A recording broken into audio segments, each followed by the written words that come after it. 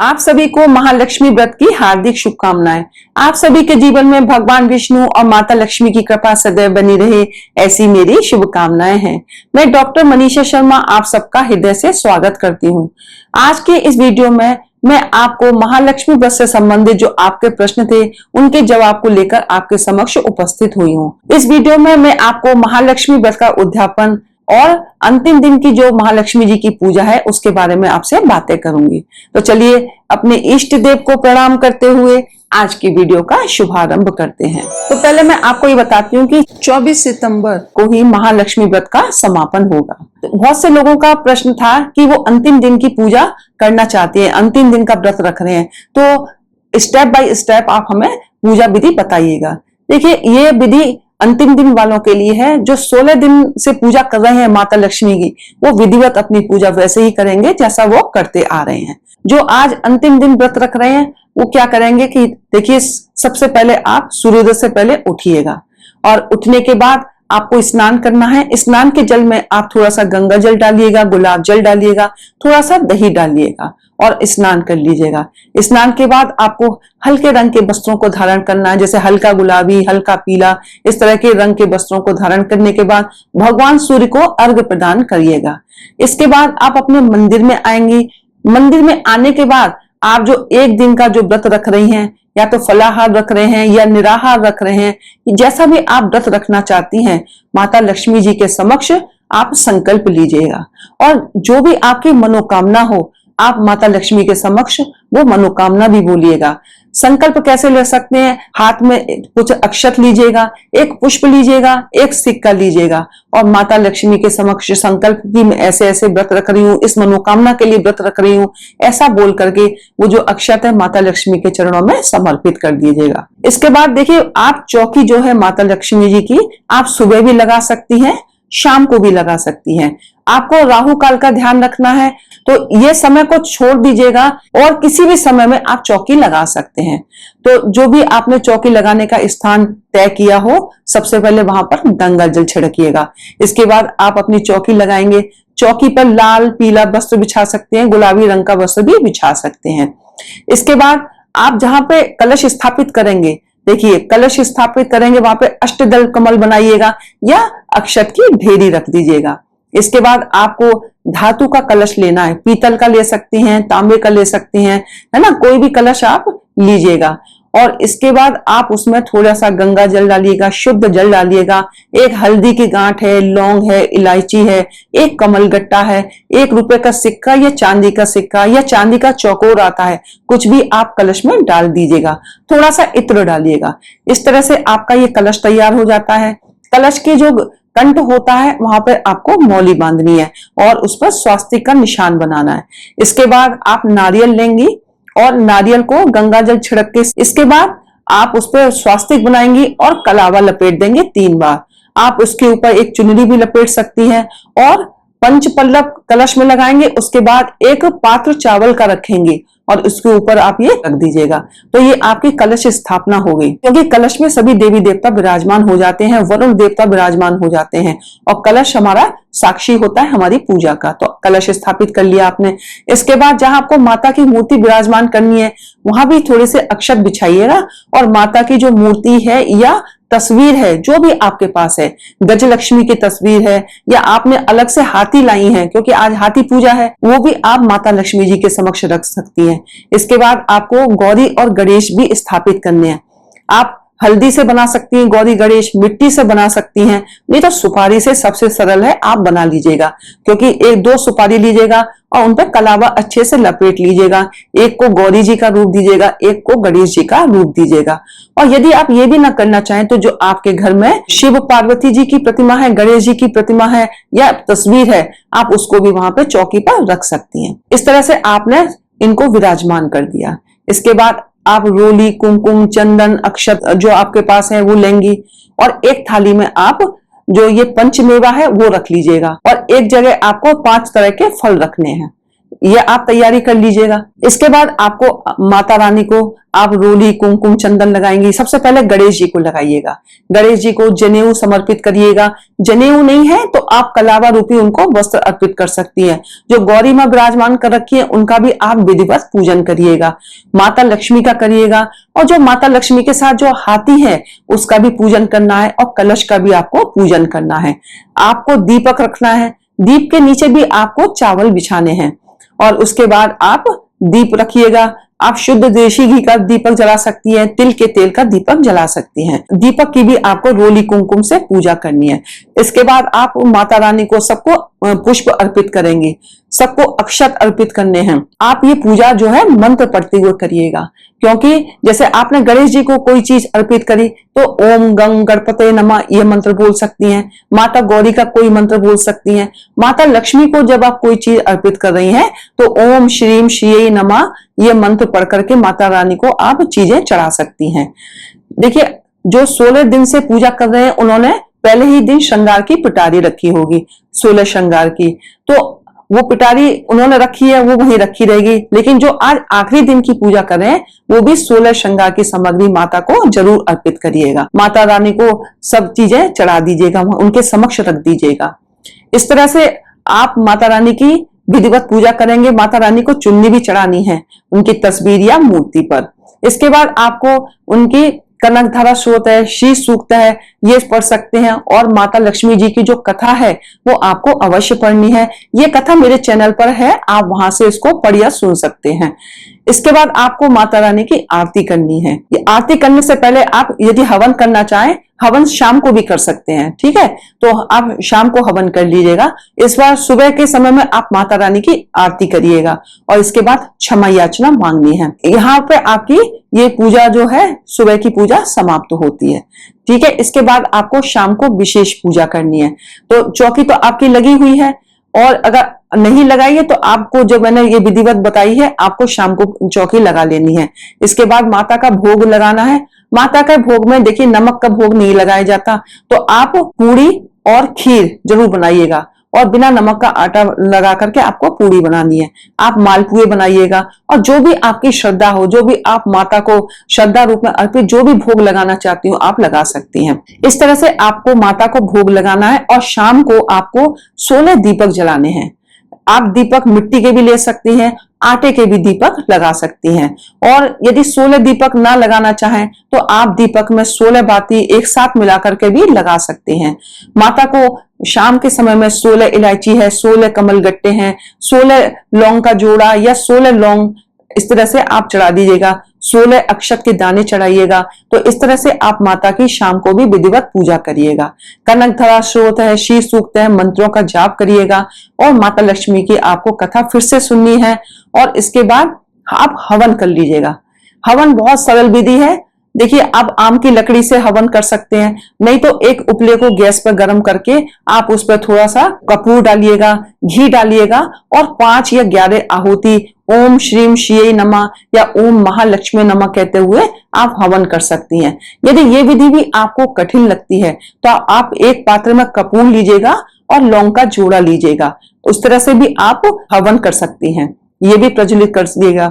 इसके बाद आपको माता रानी की आरती करनी है, और इसके बाद आपको माता रानी को आपने भोग लगाया, भोग का सामान भी रखा है आपने, 16 पूरी और खीर वगैरह रखी है ना, वो वहीं पर वैसे ही रखा रहेगा। और इसके बाद आपको क्षमा याचना मांगनी है। तो शाम की आपकी ये विधिवत पूजा संपन्न होती है। इसके बाद देखिए समापन बहुत सिंपल है। आप एक भोजन की थाली आप पंडित जी को बुला करके या पंडितानी को बुला करके या किसी भी सुहागन महिला को बुलाकर उनको खिला सकती हैं, और एक जो श्रृंगार पिटारी है वो आप उनको दे सकती हैं। दक्षिणा देखिए, चौकी पर दक्षिणा रखना भी नहीं भूलना है, और जो आपके यहाँ सुहागन आएंगी उनको भी दक्षिणा अवश्य देनी है। तो इस तरह से ये शाम की पूजा यहाँ पर संपन्न होती है। जो 16 दीपक हैं आप माता रानी के समक्ष भी रखे रहने दे सकते हैं, नहीं तो आप अपने घर में इनको जगह जगह पर रख सकते हैं। जैसे 2 दीपक आपने अपने घर के बाहर रख दिए, एक दीपक तुलसी जी के पास रख दिया, एक रसोई में रख दिया, एक आकाश दीप लगा दिए। तो इस तरह से आप अपने घर में उन्हीं दीपकों को रख सकती हैं। अब बहुत से लोगों का प्रश्न था कि हम चंद्रमा को अर्घ देते हैं तो हम कैसे दें और हमें कब देना है। तो देखिए अष्टमी का चंद्रमा है वो बहुत रात में निकलता है, तो आप क्या करेंगे, आप स्टील का या चांदी का या कोई पीतल का कोई भी आप एक लोटा लेंगे, उसके अंदर जल, गंगा जल, कच्चा दूध, अक्षत, मिश्री ये सब डालेंगी, सफेद पुष्प डालेंगी और ओम सोम सोमाय नमः या ओम चंद्रमसे नमः कहते हुए चंद्रमा को अर्घ्य प्रदान करेंगी। तो इस तरह से आपने चंद्रमा को अर्घ्य दिया। उसके बाद आप पारण कर सकती हैं अपने व्रत का। तो व्रत का पारण कैसे करना है, जो आपने माता लक्ष्मी के समक्ष 16 पूड़ियां रखी हैं उसमें से आप 4 पूड़ी और थोड़ी सी खीर निकाल करके माता लक्ष्मी के समक्ष रख देंगी और ढक करके आपको खाना रखना है। और जो बाकी का जो भोजन है आप उसको उठा लेंगी, आप अपने पति के साथ मिलके आप उस भोजन को खा सकती हैं अर्घ देने के बाद। और नहीं तो बहुत से लोग दूसरे दिन अपने व्रत का पारण करते हैं। तो जैसा भी आप करना चाहें उस समय भी आप खा सकती हैं, क्योंकि दूसरा दिन तो वैसे ही 12 बज जाते हैं खाते खाते, तो उस दिन भी खा सकती हैं, नहीं तो दूसरे दिन भी आप अपने व्रत का पारण कर सकती हैं। देखिए कुछ लोगों का प्रश्न है कि हमने जो भोजन की थाली माता लक्ष्मी के समक्ष रखी है उसका हमें बाद में क्या करना है। वो खाना जो है, जो भोजन है, वो आप दूसरे दिन गाय माता को खिला सकती हैं।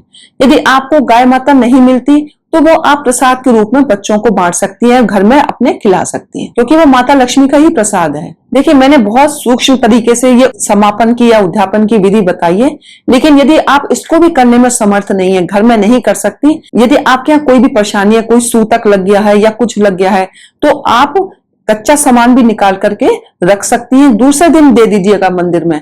और नहीं तो आप मंदिर में एक पंडित जी को भोजन की थाली भी दे सकती हैं और श्रृंगार की सामग्री पंडितानी को दे दीजिएगा। ये प्रश्न है कि किसी के यहाँ सूतक लग गया है और चौकी उन्होंने पहले से लगा रखी है, तो वो अब क्या करें। तो देखिए जो आपके घर की कन्या है, कन्या महालक्ष्मी व्रत का पूजा कर सकती है, क्योंकि हमने 16 दिन से माता रानी को बिठा रखा है, तो उसका समापन करना भी बहुत जरूरी है। तो आपके घर की जो बेटी है आप उससे पूजा करवा सकती हैं। आप खुद नहीं करेंगी, आपके बेटे या आपके पति नहीं करेंगे, लेकिन बेटी कर सकती है। और जो भी मतलब ड्राई फ्रूट्स का भोग या फलों का भोग लगा करके महालक्ष्मी व्रत का आप समापन करवा दीजिएगा और दूसरे दिन बेटी से ही चौकी हटवा दीजिएगा। यदि आपके घर में बेटी नहीं है तो आप अपनी किसी सहेली से भी ये कार्य करवा सकती हैं। यदि किसी के पीरियड्स हो जाएं और अब व्रत का वो समापन कैसे करें, तो देखिए आप यही है कि आपके घर में कोई और है तो वो कर सकता है, नहीं तो ये जो पूजा है ये आपके पति भी कर सकते हैं, आपका बेटा भी कर सकता है। तो पूजा आप महालक्ष्मी जी की कोशिश करिएगा कि जरूर करें। आज के दिन दीपक जरूर चलना चाहिए उनके सामने। ड्राई फ्रूट्स और पंचमेवा पंचफल का भी भोग लगा सकते हैं यदि भोजन नहीं बन पा रहा है, और आप दक्षिणा निकाल करके रख दीजिए। बाद में आप पंडित जी को जो भी सामान देना चाहें आप दे सकते हैं, लेकिन आपको व्रत रखना है। ऐसा नहीं है कि आप पीरियड्स में या सूतक में व्रत मत छोड़िएगा, व्रत रखिएगा और मानसिक जाप माता रानी का करते रहिएगा, क्योंकि कुछ चीजें हमारे हाथ में नहीं है। तो आप जैसा भी परिस्थिति हो, देश काल परिस्थिति के अनुसार आप अपनी पूजा अच्छे मन से करिएगा, क्योंकि ये व्रत बहुत अच्छे हैं। सच्चे मन से श्रद्धा भाव से माता लक्ष्मी को मनाइए और आपकी सारी इच्छाएं पूर्ण होंगी। देखिए बहुत लोगों का प्रश्न है कि जो हमने हल्दी चढ़ाई, इलायची, लौंग ये सब चढ़ाई, तो उनका हम क्या करें। देखिए जो लौंग और इलायची है आप इसको अपने प्रसाद के रूप में खाने में यूज कर सकते हैं।